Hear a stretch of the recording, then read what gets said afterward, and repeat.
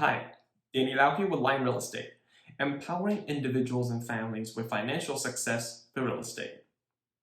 Today, I want to talk about how to maximize your home equity. 2021 is a seller's market, and that's no secret.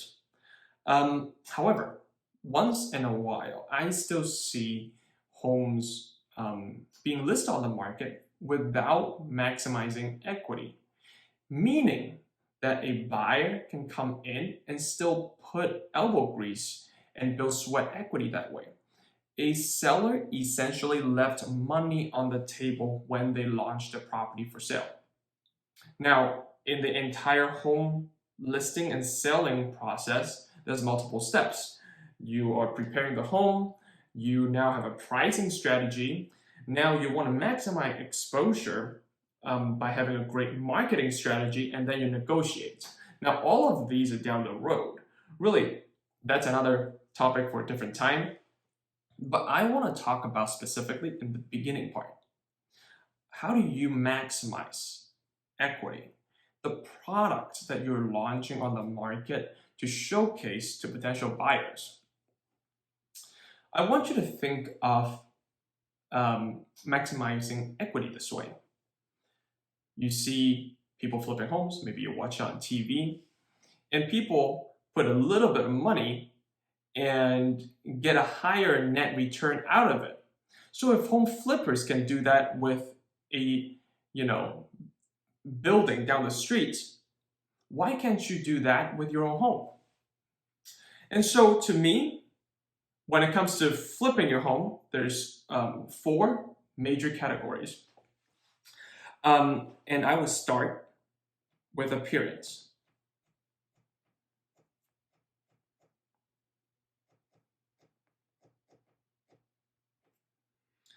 Appearance is essentially how the house makes you feel. When you walk in, what jumps at you? So are the walls light and bright, or are the walls yellow and blue and purple? How does the flooring look? Is it tired? Is the carpet, do they have stains on it? Is the stove full of stains and the faucet broken? So how does that make you feel? What is the appearance there? A really basic overall. Now, assuming nothing is majorly broken, that is just hanging from the ceiling, and then the red flags are flying all over the place. Assuming none of that, normal wear and tear. And then in that case, what I would say is paint and carpet goes a long way.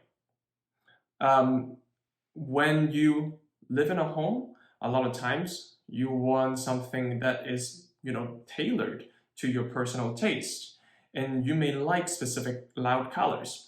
But when it comes to selling, we want it to be as vanilla as possible. On top of that, any window dressings, we want that to be as minimum as possible. I know I have them back here, but then when we're out to sell the property, we want as much sunlight, natural light come in as much as possible. Appearance, I would also say that decorations are part of that.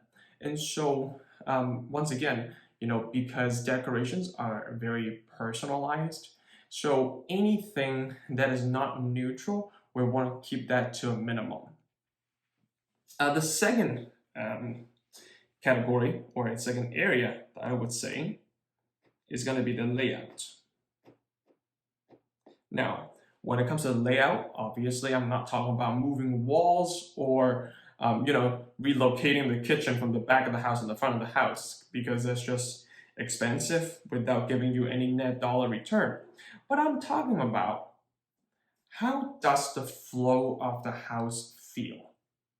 This is where a little bit of staging is going to do magic.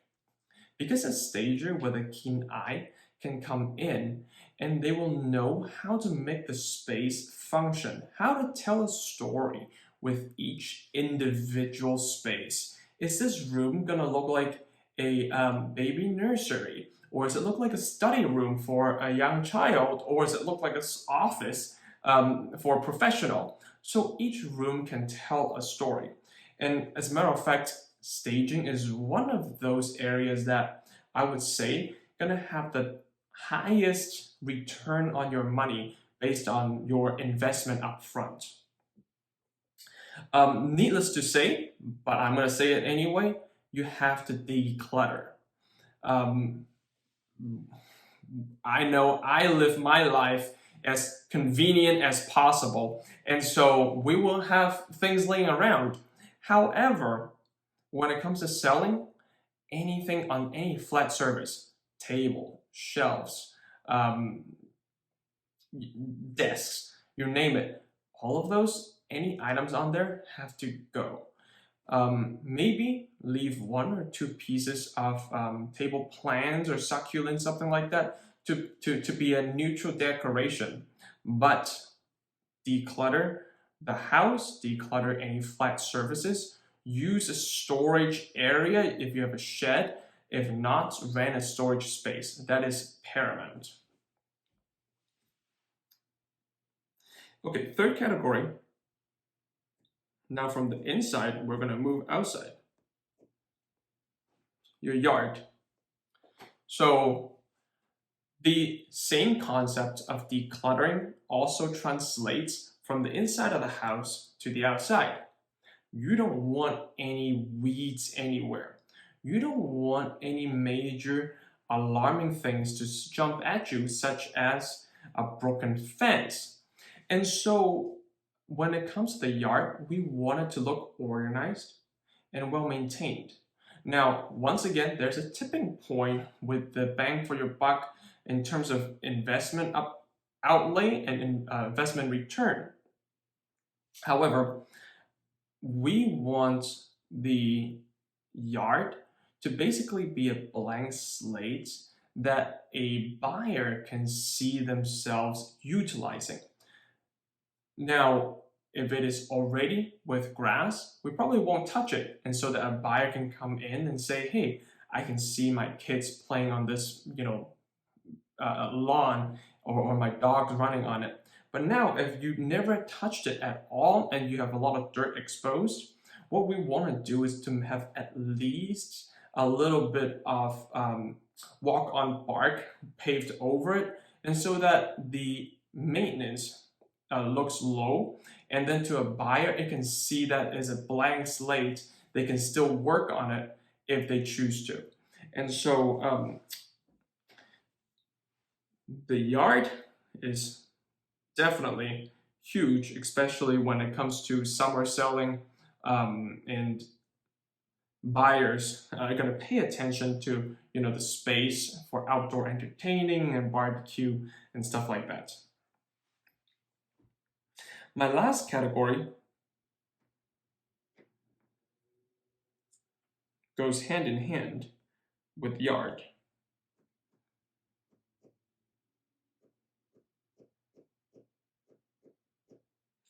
It's curb appeal.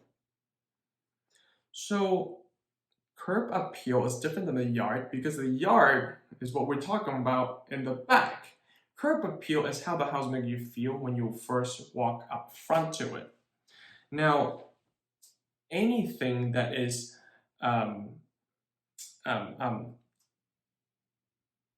broken or anything that looks like it needs maintenance is going to scream warning signs to a buyer.